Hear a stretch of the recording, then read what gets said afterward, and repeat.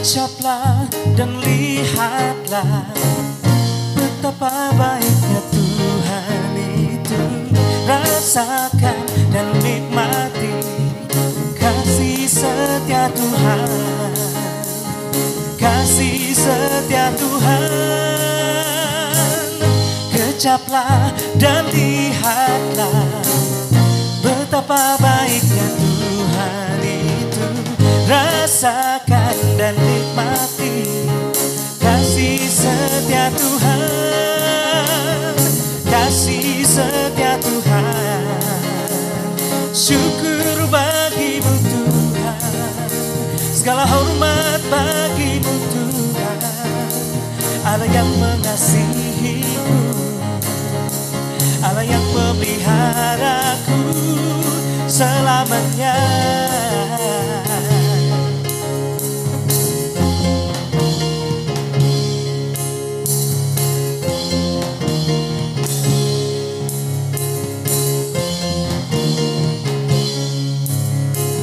Syukur bagimu Tuhan, segala hormat bagimu Tuhan.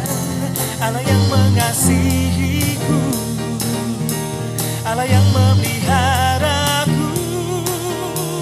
Syukur bagimu Tuhan, segala hormat bagimu Tuhan. Allah yang mengasihiku, Allah yang memeliharaku selamanya,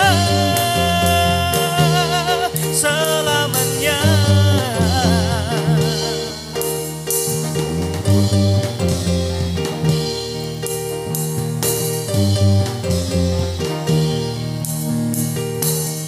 Kecaplah dan lihatlah betapa baiknya Tuhan itu. Rasakan dan nikmati kasih setia Tuhan, kasih setia Tuhan. Syukur bagimu Tuhan, segala hormat bagimu Tuhan. Allah yang mengasihiku, Allah yang memeliharaku. Syukur bagimu Tuhan, segala hormat bagimu Tuhan. Allah yang mengasihiku, Allah yang memeliharaku. Allah yang mengasihiku, Allah yang memeliharaku selamanya, selamanya, selamanya.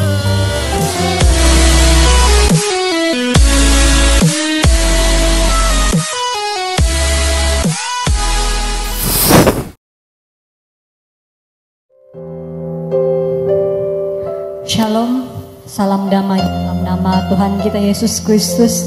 Bersyukur untuk kesempatan sekali lagi kita dapat beribadah pada pagi ini. Dan mari kita teruskan dengan doa permulaan. Haleluya Tuhan.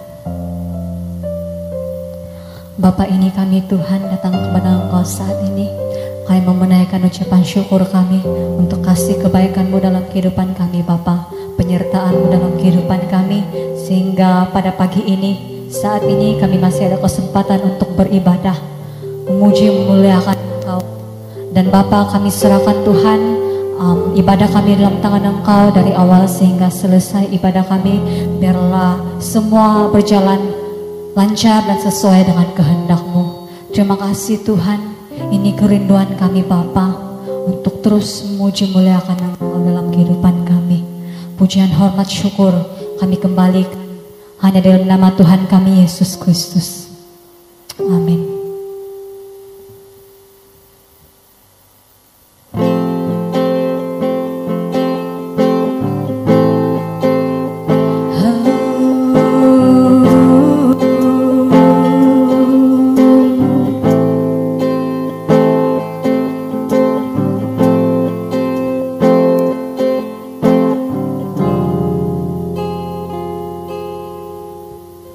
Roh Kudus hadir di sini, pribadi yang menawan dan suci. Ku rindu mendekat, mengerti hatimu, berjalan dalam kehendak-Mu. Roh Kudus manis dan lembut, penolong yang sejati dan suci.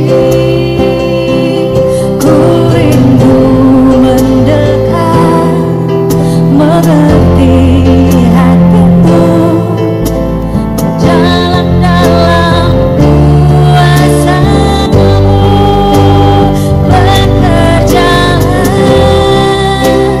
ya Roh Kudus, bertahtalah lebih lagi urapan-Mu, lewat-Mu, Engkau yang ku perlu. Kau terutama di hidupku.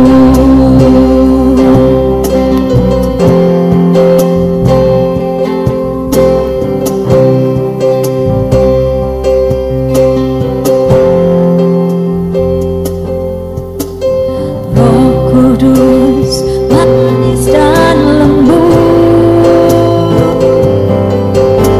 pribadi yang sejati dan suci. Ku rindu mendekat, mengerti hatimu, berjalan dalam kuasa-Mu, bekerjalah ya Roh Kudus, bertahtalah lebih lagi urapan-Mu, lewat-Mu, Engkau yang ku perlu. Kau terutama di hidupku.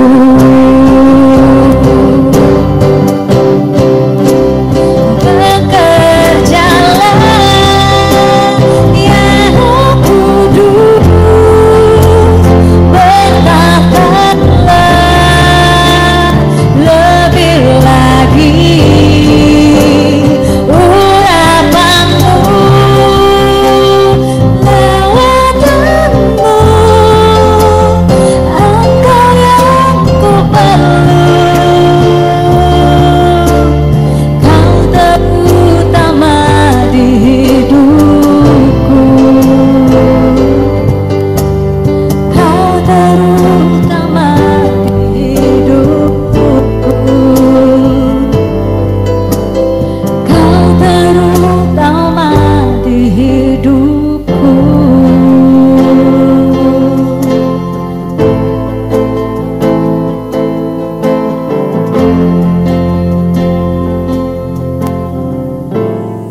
Kita teruskan di dalam pembacaan Zabur, di dalam Zabur 23.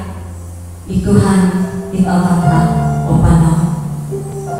Ikinuringan opanaw dohon, asunod ikimonku, niyulupod po daw si orong mo sakot, ang niyatulog daw si baik berbolyo, nimpanggalan daw ikupusisan ko, uminog ito daw si trautan mo pananan, sa kimay narang daw. Mga manaw ko si Orinto kumagkuvog ko, amo kunog mo si Rutinorusi, to ikaw na imusukusudohon. Ipabambang mo itungkat ko, inang harapan ko.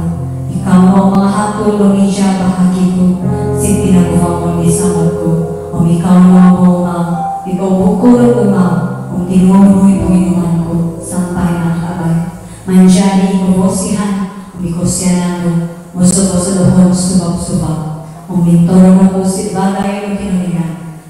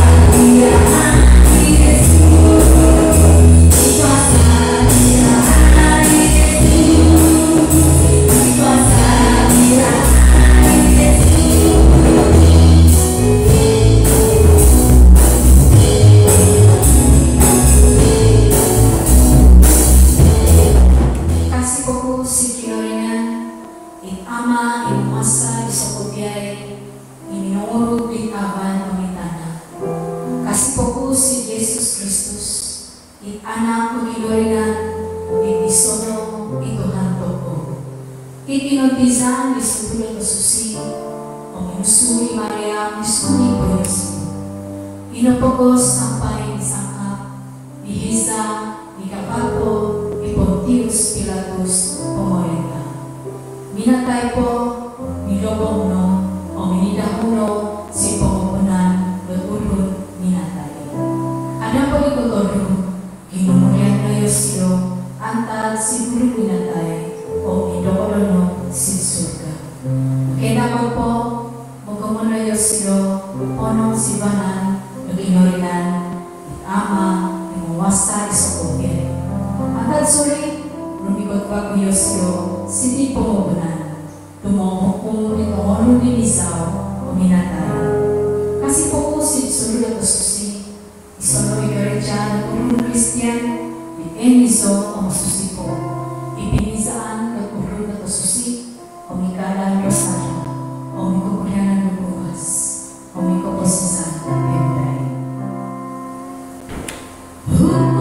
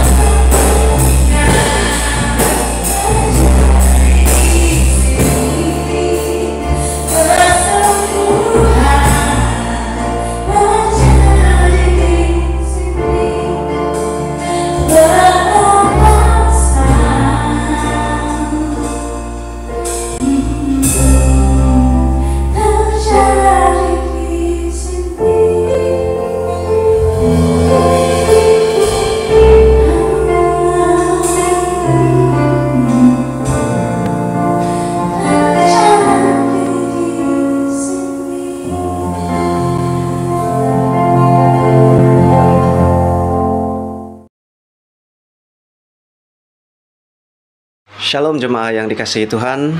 Hari ini bertarik 15 Agustus tahun 2021. Kita sudah masuk minggu yang ketiga di dalam tema bulanan kebebasan.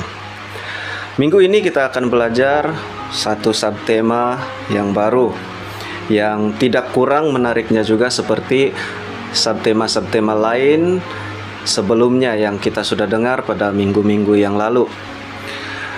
Subtema kita pada minggu ini ialah pertahankan kebebasan dalam Kristus.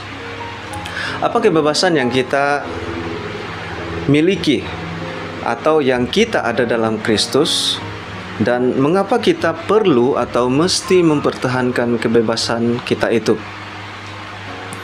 Kita akan lihat penjelasannya melalui pembacaan ataupun melalui teks firman Tuhan yang menjadi perkongsian kita pada minggu ini, yang diambil dari kitab ataupun surat Galatia pasal yang kedua ayat yang pertama sehingga ayat yang ke-10.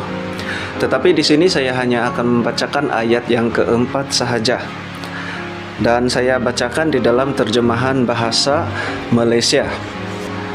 Begini bunyi firman Tuhan: walaupun ada orang yang menginginkan hal itu, mereka itu orang yang menyeludup ke dalam kumpulan kita dan berpura-pura menjadi saudara.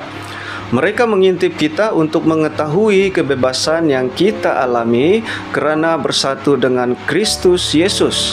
Mereka mahu kita diperhamba semula. Demikian firman Tuhan.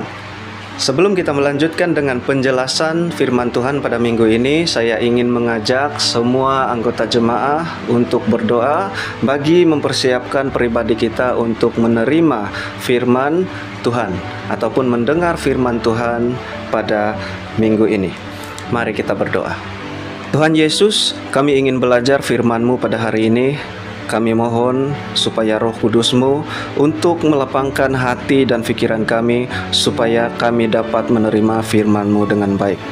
Pada minggu ini kami akan belajar firman-Mu yang diambil dari kitab Galatia 2 ayat 1 sehingga ayat yang ke-10. Berilah kami hikmat dan kebijaksanaan juga, supaya kami dapat memahami subtema yang diberikan, yaitu pertahankan kebebasan dalam Kristus. Terima kasih Tuhan untuk kesempatan ini. Semua ini kami berdoa di dalam nama Tuhan kami Yesus Kristus, Tuhan dan Juru Selamat kami. Amin. Jika kita melihat di dalam konteks kekristenan tentang maksud kebebasan, kebebasan bermaksud kita tidak lagi berada di bawah belenggu atau ikatan kuasa iblis atau kuasa kejahatan yang selama kita masih belum mengenal Injil atau berita baik telah menguasai kita atau memperhamba kita atau memperbudak kita dalam kehidupan yang penuh dengan peraturan adat istiadat yang bertentangan dengan ajaran Kristen.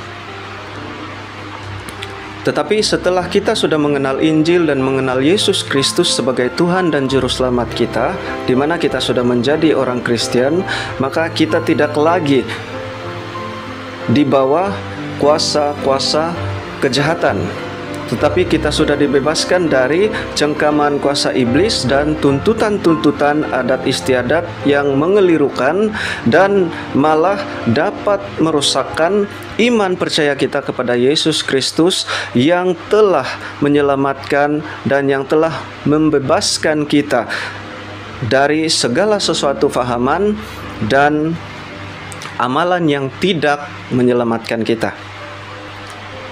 Supaya kita semua dapat memahami subtema yang telah diberikan kepada kita pada minggu ini, di sini saya ingin menceritakan serba sedikit tentang latar belakang jemaah di Galatia. Ketika berita baik tentang Yesus mula dikabarkan dan disambut di kalangan orang bukan Yahudi, maka timbullah persoalan sama ada seseorang mesti taat kepada Taurat Musa untuk menjadi seorang Kristen yang sejati. Jadi Paulus menjelaskan bahwa hal ini tidak perlu. Sebab satu-satunya syarat mutlak untuk menjadi orang Kristen adalah dengan kepercayaan kepada Yesus Kristus. Dengan kepercayaan itu, hubungan manusia dengan Allah menjadi baik semula.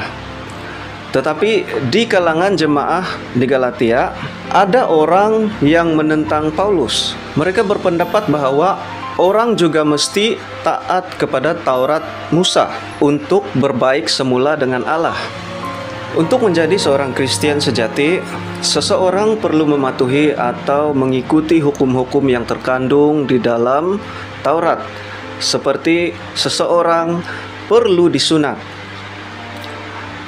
mesti makan makanan yang halal, dan mesti menghormati hari Sabat. Hal-hal inilah yang ditekankan oleh orang-orang Kristen Yahudi yang menentang Paulus, supaya semua itu mesti dipatuhi oleh orang Kristen bukan Yahudi. Ketika Paulus mendengar hal ini, dia sangat marah dan dia sangat kecewa. Hati dia hancur mendengar perkara ini.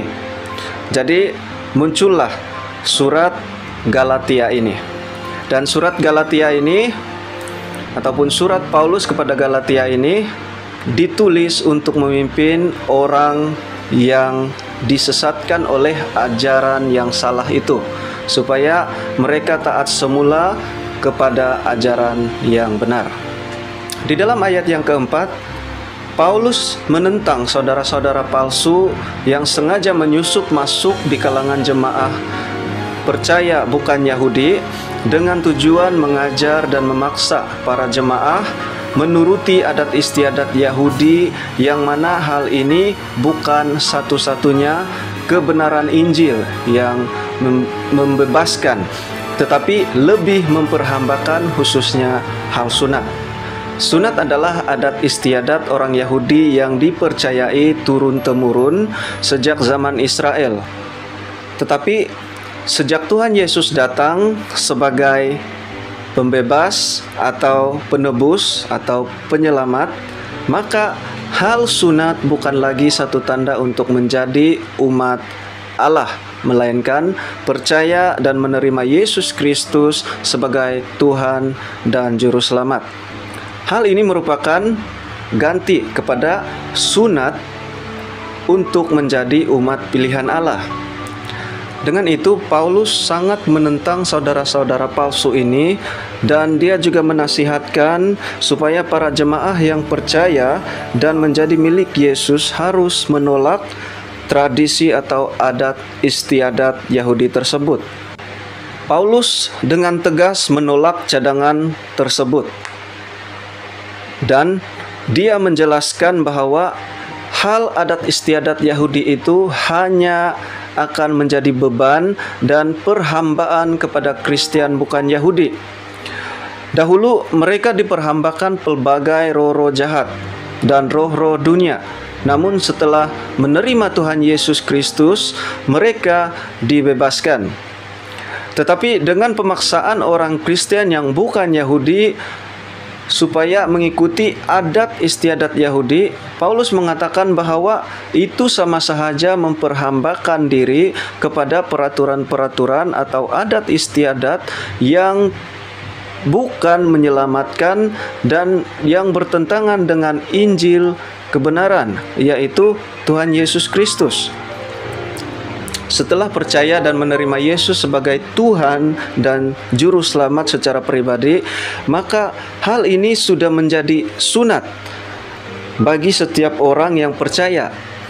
Tidak perlu sunat secara jasmani lagi ataupun secara harfiah, karena Allah tidak melihat yang kelihatan, tetapi Allah melihat di hati yang sungguh-sungguh percaya kepada Tuhan Yesus.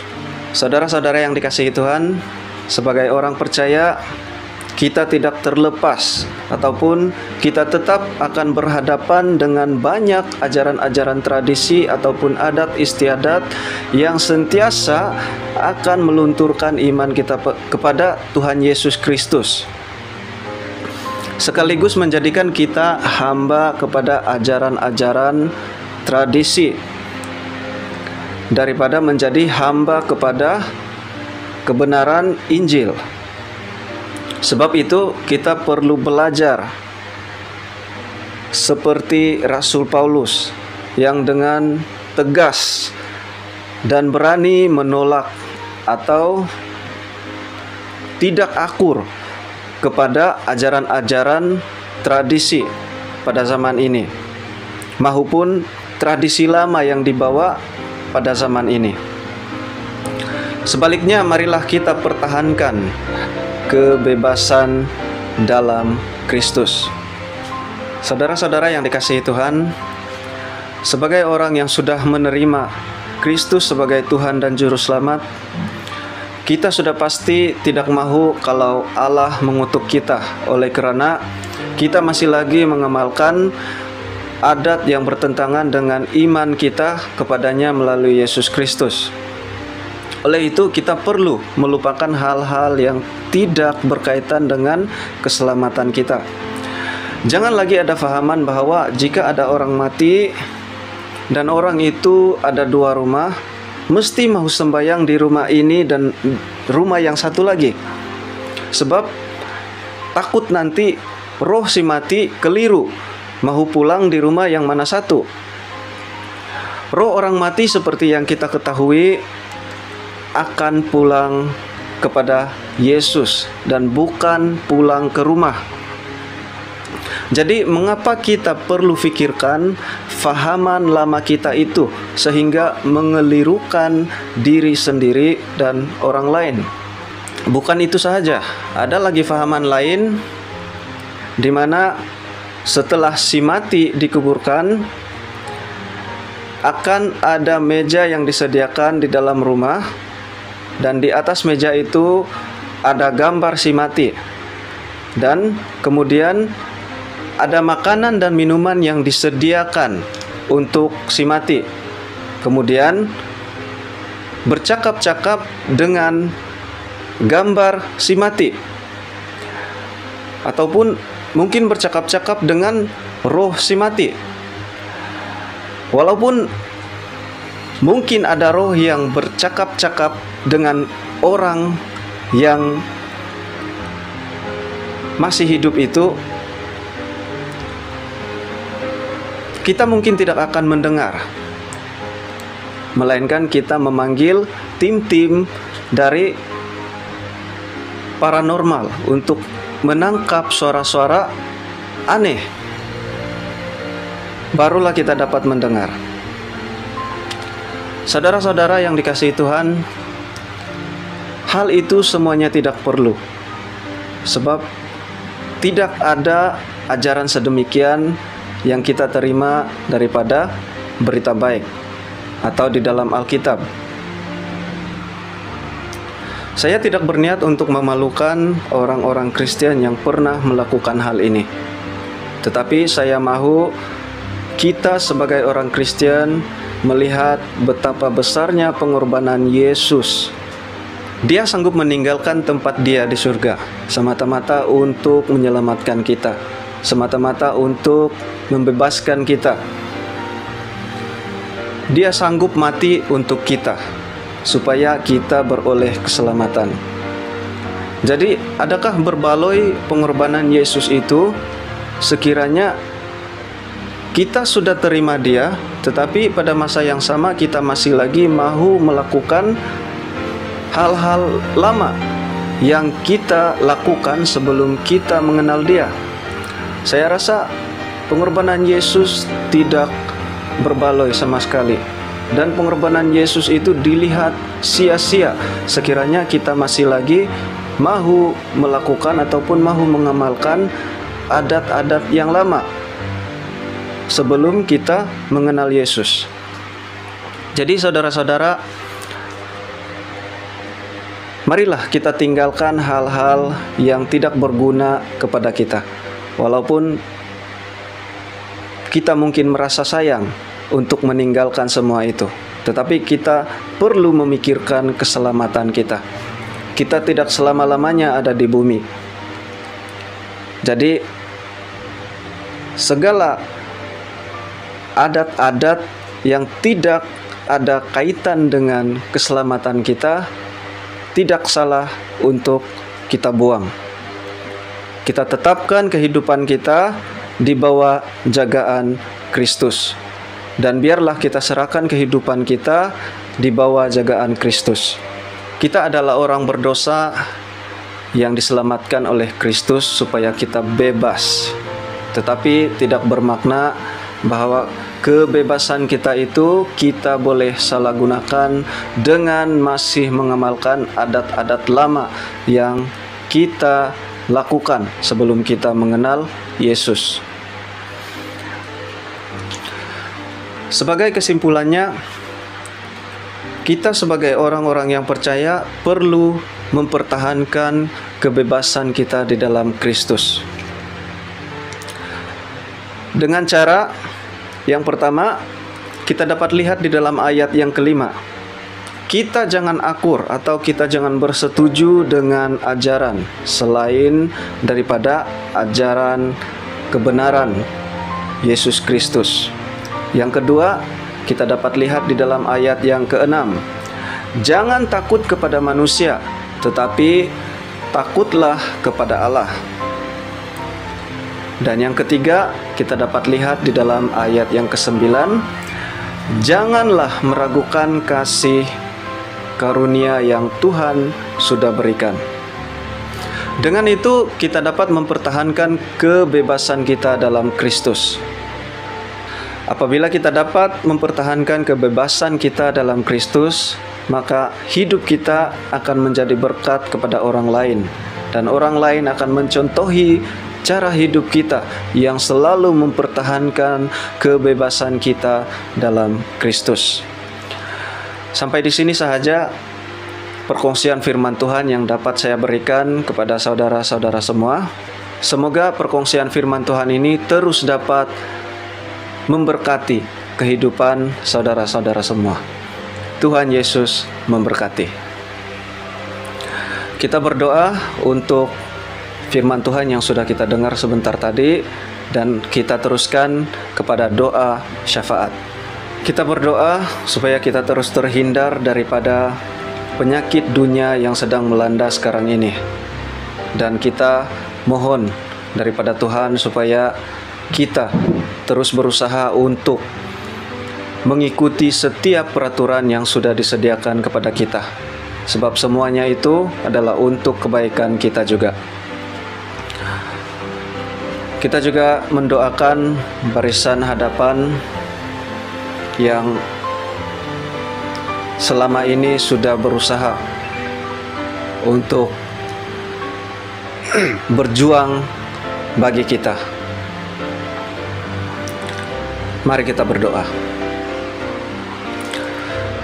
Tuhan, kami berterima kasih untuk kesempatan yang sudah Engkau berikan kepada kami sebentar tadi, di mana kami dapat mempelajari subtema yang baru pada minggu ini, yaitu pertahankan kebebasan di dalam Kristus.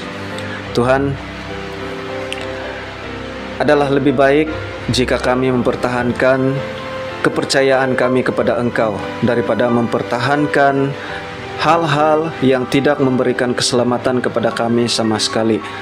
Beri kami hati dan pikiran seperti Rasul Paulus yang dengan tegas mempertahankan kebebasan di dalam Engkau, supaya dengan ketegasan yang kami miliki itu, kami terus dapat meneguhkan dan mempertahankan iman kami kepada Engkau dan tidak terpengaruh dengan fahaman-fahaman lama yang pernah kami lakukan.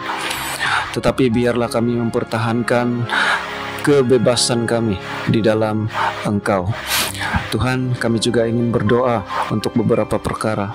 Yang pertama sekali, kami ingin berdoa untuk keadaan dunia sekarang ini yang sedang dilanda oleh penyakit COVID-19.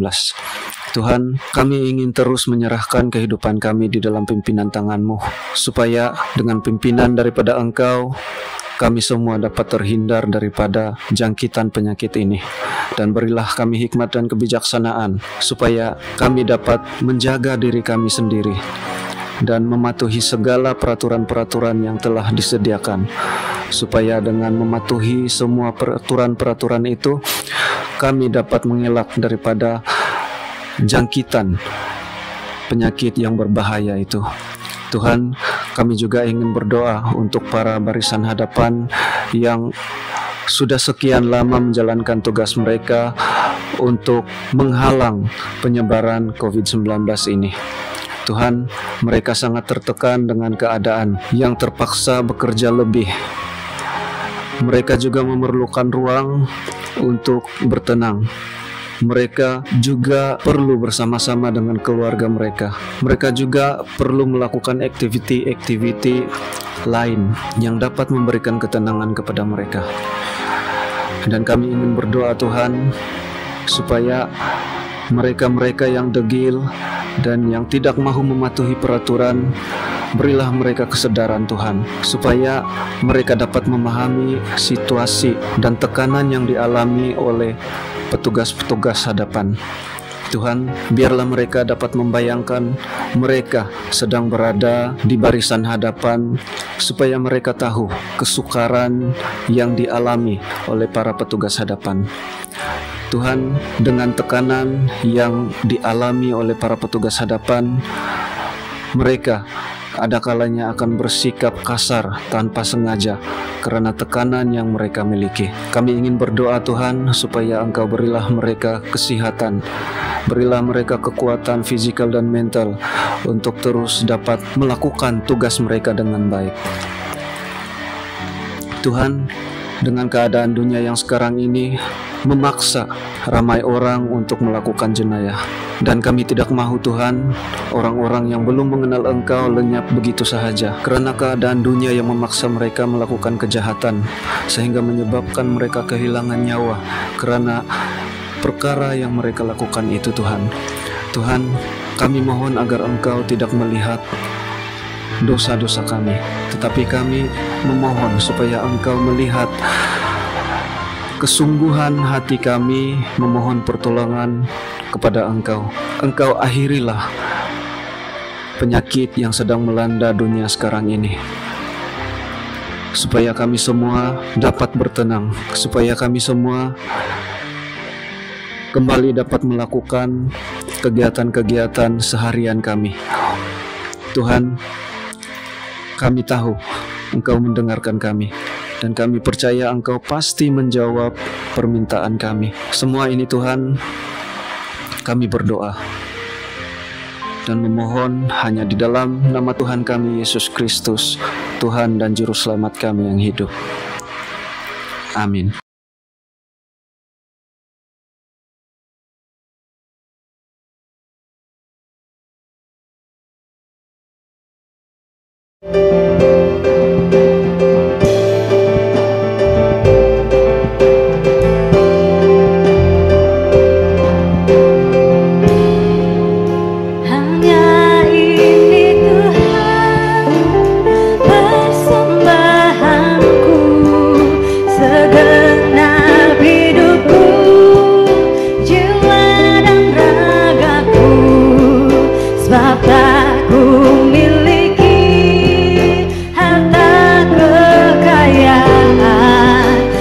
Cukup berarti untuk ku persembahkan.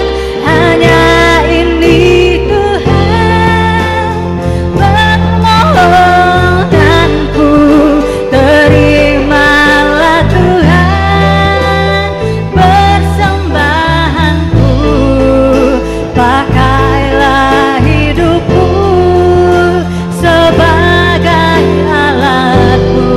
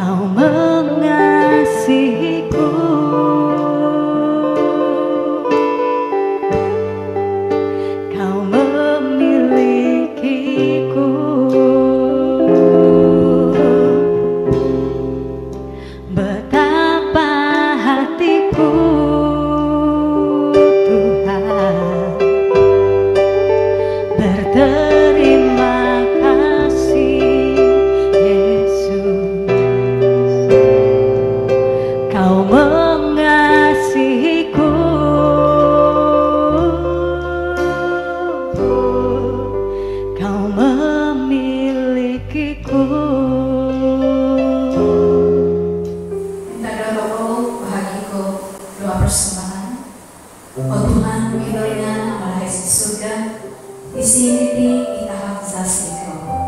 Pagkakaino, supaya kong karoto para magsigit, o itahak bahay. Inayang ko ay ginavo, kuwas, nagsaran mo hormat ikaw. Duro kayo kay Tuhan, supaya yung ko ay sanggesa, umusyasyo, sinimagawang. Madyan signaran ni Tuhan na Jesus Kristus, ginamo ko ay, pag amalahay si surga, pasusyo ikahan mo, parikoto ikarajaan mo, pasuno ikinginan mo. Yan ko'y si surga, yan ino si pumupunan. Takay ko yung itadaw iti, nakakanan ng lima, ang palaw ni kasalan na kay. Yan kayo ko iti, nakapanganan ng isa, ito man kung di isara siya kayo. Mamamo kumaga sa dahay si Pinsubahan, inayang parokso ko'y antal si Karatan. So, ikaw na ko sa mga karajaan, umikukwasahan, umikuhormatan, sampai penday. Amen.